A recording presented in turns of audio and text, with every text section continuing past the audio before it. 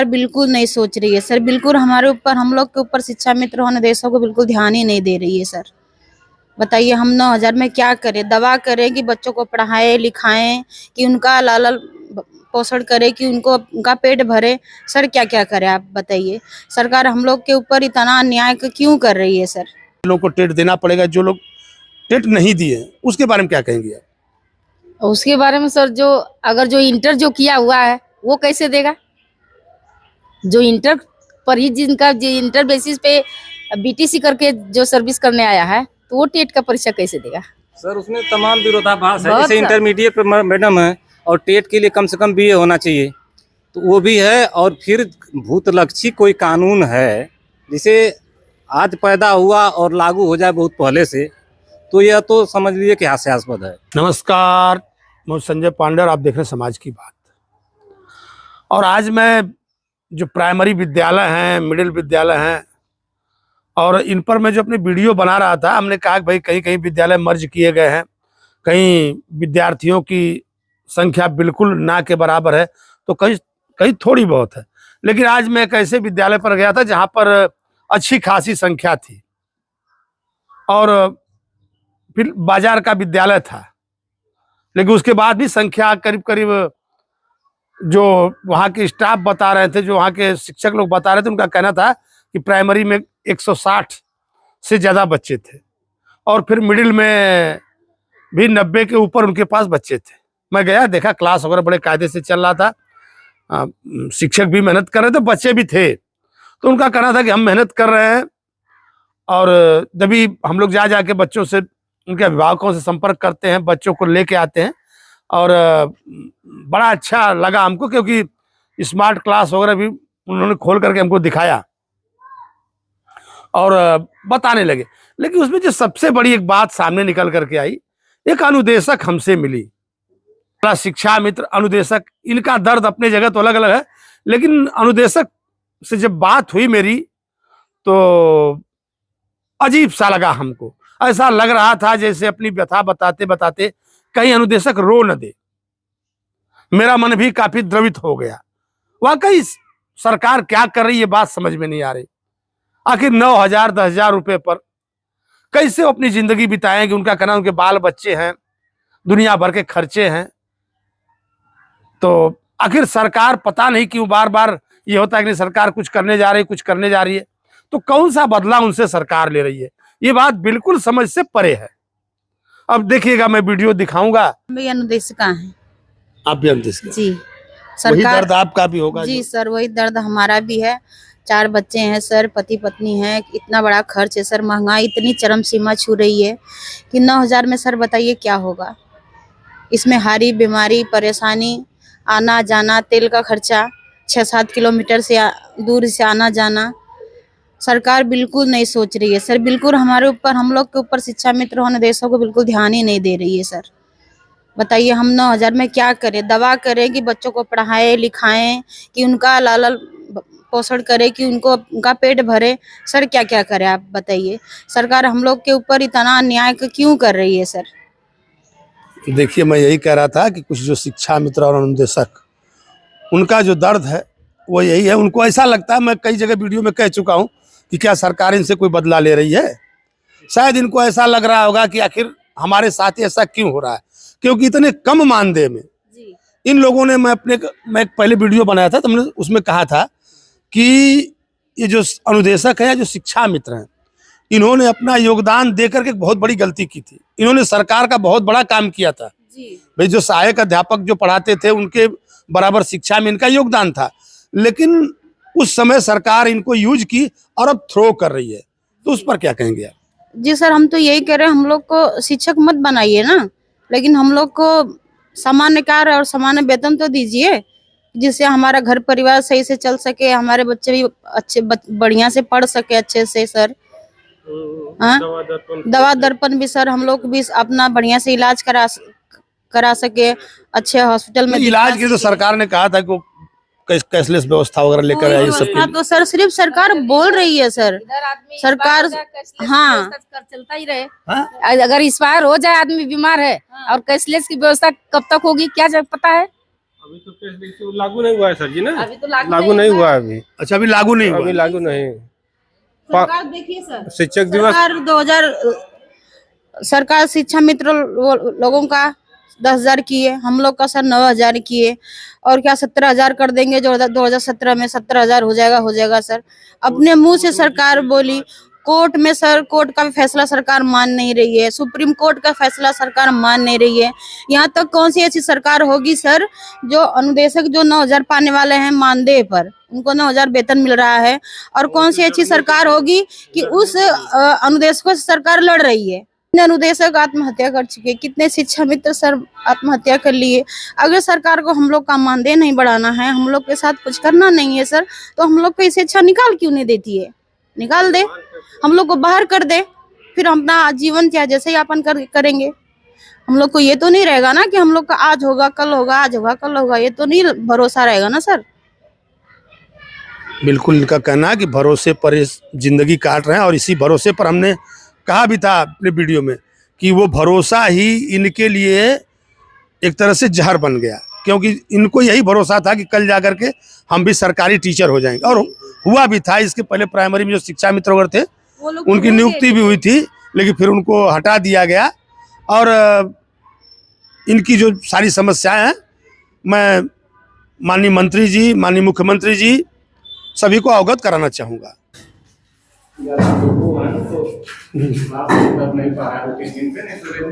बिल्कुल बिल्कुल, बहुत बढ़िया, बहुत बढ़िया। सामने दिखाई दे सामने इधर, जो कि शायद ऐसे क्लासेज की जरूरत है जगह जगह, हर विद्यालयों में।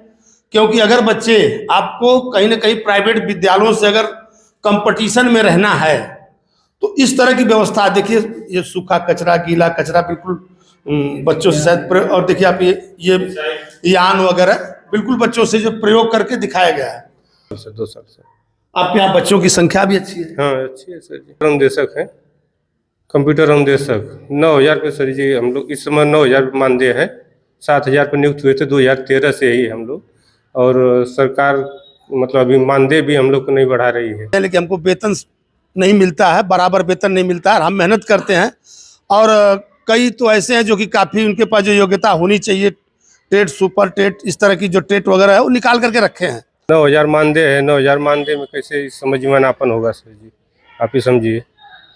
अब यहीं पे टीचर लोग हैं, 1,20,000, 1 लाख तनख्वाह है, यहाँ 9,000 है, वो भी समय से नहीं मिलता है। मिलेगा 10 तारीख को मिलेगा, 12 तारीख को मिलेगा, लेकिन मजबूरी है कि हम लोग आते हैं। घर में हमारे भी माँ बाप हैं, हमारे भी मतलब बीवी बच्चे हैं, बच्चे भी हैं, जिसका मतलब खर्च नहीं कर हम लोग मतलब निर्वाह कर पाते हैं इतने कम मानदेय में। को चाहिए कि जो अनुदेशक हैं, जो शिक्षा मित्र हैं, इनको कम से कम, हमने कहा है आपको कि जो मजदूरी है, अगर सरकार इनको शिक्षक नहीं मान रही है तो मजदूर ही मान के कम से कम इनको एक उचित मानदेय मिलना चाहिए। और इन लोग की शिकायत है कि वो भी मिलता नहीं है। तो आखिर इतनी मेहनत करने के बावजूद ऐसी असमानता होगी तो अगर कहीं ना कहीं देखा जाए तो व्यक्ति कुंठा का शिकार होगा। चलिए, आप लोग यहीं से हैं? जी जी, आप यहाँ अध्यापक है, सहायक जी सहायक अध्यापक। जी। सरकार को करना चाहिए सर जी, इतना मने कम मानदेय पर ये लोग पढ़ा रहे हैं, वो भी 10 साल से 15 साल से। सरकार को तो बढ़ाना ही चाहिए, न्यूनतम मजदूरी से ऊपर देना चाहिए। न्यूनतम मजदूरी की क्या बात है? नहीं, हमने ये कह नहीं, हमने ये कह दिया, गरिमा होती है, उस गरिमा को ध्यान में रखते हुए इनका मानदेय होना चाहिए। नहीं बिल्कुल, मैं इसके लिए कह दिया, मैं तो सरकार पे तंज कर रहा था। मेरा वो कहने का मतलब नहीं था कि मैं उनको उस श्रेणी में रख रहा हूँ। मेरा कहना था कि जब कुशल अकुशल श्रमिकों की जी मजदूरी सरकार ने निश्चित किया तो ये तो शिक्षा का कार्य कर रहे हैं, ये पढ़ा रहे हैं। मैं वो तंज बतौर हमने कहा था कि नहीं, कम से कम वो श्रमिकों को, श्रमिक ही अगर सरकार समझ लेती तो भी उनका कुछ भला होता। और ये पूरे प्रदेश में सुप्रीम कोर्ट के आदेश के बाद भी वो मानदेय अभी बढ़ा नहीं है, तो जाहिर सी बात है कि शिक्षा का स्तर तो डाउन होगा ही। अगर अनुदेशक हैं तो और काम करना पड़ेगा तभी ना खर्च चलेगा। 9,000 में क्या होता है? तो वही बात है सर। लोग तो अपना जान तक भी दे दिए पैसे कम की वजह से। आप यहाँ पर हेडमास्टर जी, प्रधान इंचार्ज प्रधानाध्यापक इंचार्ज हैं, तो ठीक है, चलिए कोई बात नहीं। आप तो नहीं, कई लोगों ने अगर देखा जाए तो जान देने की बात हो तो अपनी जान, सरकार को जरूर इस पर सोचना चाहिए। क्योंकि जब कुछ न कुछ व्यक्ति पाएगा तभी मेहनत करेगा। और अगर इनसे मेहनत करवाना है तो इनके लिए उचित एक मानदेय की व्यवस्था करनी चाहिए। बीच में एक चला था, मैं उस पर एक वीडियो भी मैं डाला था, लोग कह रहे थे कि नहीं, हमने कहा था कि जो टेट सुपर टेट वाली बात आई थी कि नहीं, जो 5 साल तक के लोग बच्चे हैं वो लोग ना दें, बाकी लोगों को टेट देना पड़ेगा। जो लोग टेट नहीं दिए उसके बारे में क्या कहेंगे आप? उसके बारे में सर, जो अगर जो इंटर जो किया हुआ है वो कैसे देगा? जो इंटर पर ही जिनका जो इंटर बेसिस पे बीटीसी करके जो सर्विस करने आया है तो वो टेट का परीक्षा कैसे देगा? सर उसमें तमाम विरोधाभास है। बहुत जैसे इंटरमीडिएट मैडम है और टेट के लिए कम से कम बीए होना चाहिए, तो वो भी है। और फिर भूतलक्षी कोई कानून है जिसे आज पैदा हुआ और लागू हो जाए बहुत पहले से, तो यह तो समझ लीजिए कि हास्यास्पद है। अब 2010 के पहले जो अध्यापक हो चुके हैं या जो पहले पढ़ा पहलवान रहा हो, कहा कि अब कुश्ती में चैंपियन बन के दिखाएगा, कैसे दिखाएगा? तो आरटीई का जो एक्ट था उसको लागू हुए जमाना हो गया था। खैर, जो सरकार थी हमारे यहाँ की या जिसको अब कह लीजिए, इनको पहले से उस पर ध्यान देना चाहिए। किसी ने ध्यान दिया नहीं। एकाएक को दूसरे मामले को लेकर के सुप्रीम कोर्ट में सुनवाई तो अलग बहस पे चल रही थी, फैसला यहाँ आ गया। तो लोगों का कहना है कि नहीं, थोड़ा सा उनको मेहनत तो करनी चाहिए। सर उस समय जो तय मानक था उस मानक के हिसाब से ही लोग नियुक्त हुए हैं। अब उसके बाद अलग से मानक 10-20 साल 25 साल के बाद लागू किया जाए तो वो अब ठीक नहीं है। तो एक कन्या विद्यालय के नाम से चलता है अभी जी। अच्छा, ये मिडिल स्कूल है जी। कितने बच्चों की संख्या होगी आपके यहाँ? 151।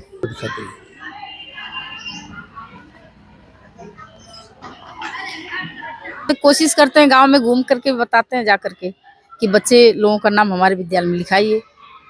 अच्छी खासी व्यवस्था भी है, कंप्यूटर है। अभी देखिए, आप बता रहे थे कि नहीं, आजकल जो एसआईआर चल रहा है, तो प्रदेश में एसआईआर चल रहा है, तो काफ़ी जो बीएलओ थे वो तो ड्यूटी पर थे ही, बाकी अन्य शिक्षकों को भी उनके सहयोग में लगाया गया है।